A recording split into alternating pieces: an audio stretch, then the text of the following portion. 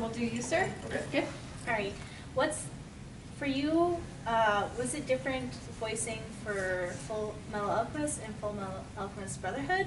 And if it was, what was your favorite parts of either one of them, kind of thing? Sure. I think that Winry is Winry. So to me, it was the same.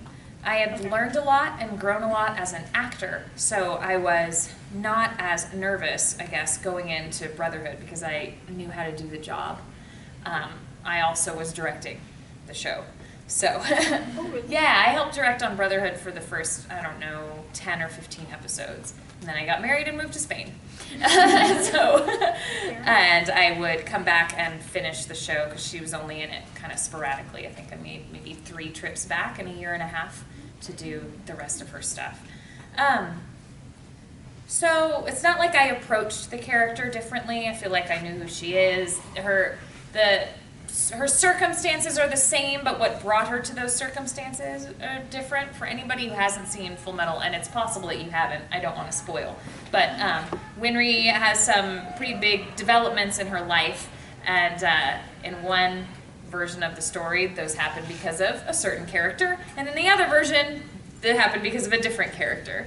And I had known for a long time about that difference in circumstance because some fans showed me the manga back in 2005. And they're like, hey, it's cool, that episode that just happened, that had just aired from the original show, like, but this is how it really went down in the manga. And I was like, wow, wouldn't it be amazing to get to play that, but I never will.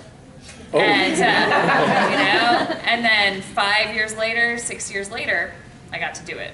So that confrontation, Winry's confrontation with Scar is probably one of my, it's hard to say something like that is your favorite moment because it was really awful. Yeah. Okay, it's really horrible to record that sort of gut-wrenching crying really and it's rough. Yeah. Thank you.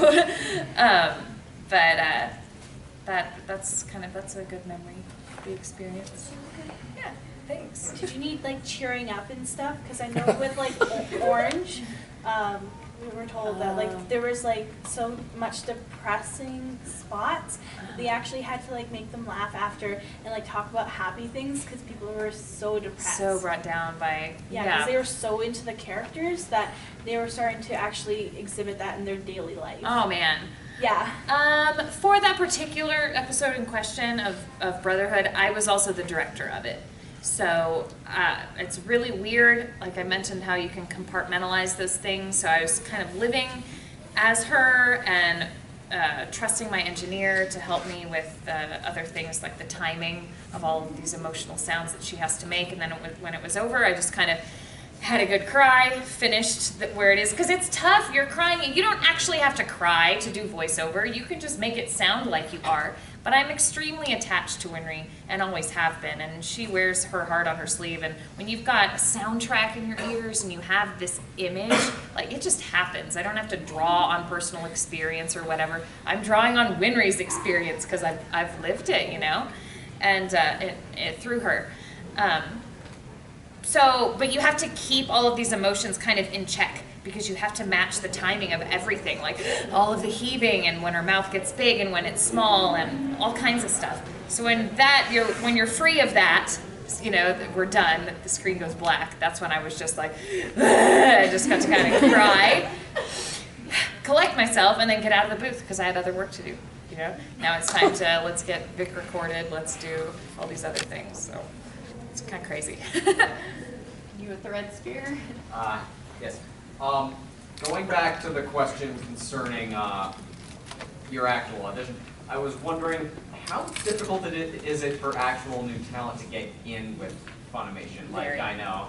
Very. Yeah, that's kind of what I figured. Like, a lot more difficult than it used to be. I know that, I know an amateur probably has no chance, but it's just like given the circumstances with the simulcast, it's just like.